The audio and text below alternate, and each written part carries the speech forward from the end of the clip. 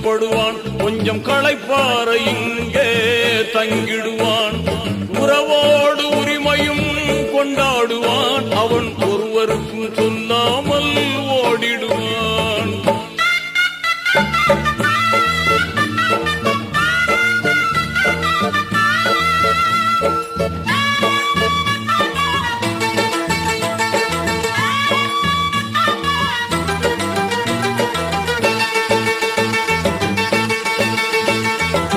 இருப்பவன் இங்கேயே நிலைப்பதில்லை. யாரும் இதை விட்டு போனவன் திரும்பவில்லை. மறுப்பவன் இதனை யாரும் இல்லை. மனதில் ஆசைகள் மட்டும் குறையவில்லை.